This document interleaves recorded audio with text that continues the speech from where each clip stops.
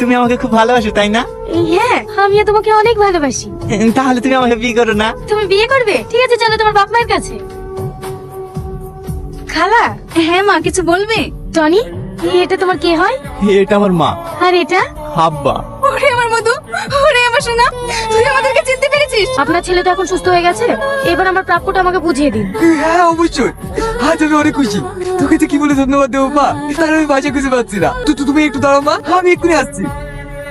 তোমার প্রাপ্য মানে? হ্যাঁ, প্রাপ্যটা যে কি একটু পরেই বুঝতে পারবে। এলাও মা, বাড়ির দলিল আর 5 লাখ টাকা। ঠিক আছে খালু, আসি তাহলে। আব্বা, মা, সালমা চলে গেল যে? হ্যাঁ বা, ও তো তোকে অভিনয় করে সুস্থ করার জন্য এসেছিল। তুই তো সুস্থ হয়ে গেছিস, ও তো যাবেই। মা, আমি ওকে খুব ভালোবাসি মা।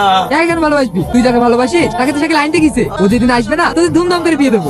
আব্বা, তোমরা ভুল বুঝিস। এই যে সালমা, যাকে আমি পাগলের মতো 5,000 ধরে ভালোবাসি। হে বাবু, এই কথাটা তুই আরেকটু আগে বললি নি, তাহলে ওকে আর যেতে দিতাম না। ও গো, তুমি তাড়াতাড়ি যাও, ওকে গিয়ে নিয়ে আসো গা। সালমা, সালমা। কি ব্যাপার খালু, আপনি? মা, আমি তোমাকে নিতে এসেছি, তুমি চলো। আমি আবার যাবো কেন? আপনার ছেলে তো সুস্থ হয়ে গেছে। হ্যাঁ মা, আমার ছেলে সুস্থ আছে। আমি ওইভাবে তোমাকে নিতে আসিনি, আমার ছেলের বৌমা হিসেবে তোমাকে নিতে এসেছি। কি? আপনি ভাবলেন কি বলে আমি আপনার ছেলে বউ হবো? কেন মা, আমার ছেলে কি খারাপ? অবশ্যই খারাপ। আপনার ছেলে একটা অসভ্য জানোয়ার, লম্পট। নইলে কি মেয়েদের বাথরুমে ছাদে ওঠে? চুপ করো। হ্যাঁ, আমার ছেলে লম্পট জানোয়ার অসভ্য, শুধু তোমার জন্য। আর বাথরুমে ছাদে উঠে কথা বলছো? হ্যাঁ উঠেছিল, শুধু তোমাকে এক পলক দেখার জন্য। আজ আমার ছেলে যত পর দেখছো সব তোমার জন্য। আজ আমার ছেলে শীতে যুক্তি আজ পেয়েছে, সেটাও তোমার জন্য। দেখলে যে তোমাকে পাগলের মতো 5 বছর ধরে ভালোবেসেছে, তাকে তুমি চিনতে পারলে না।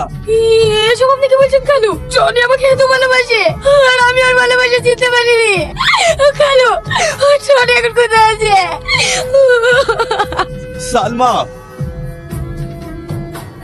টনি,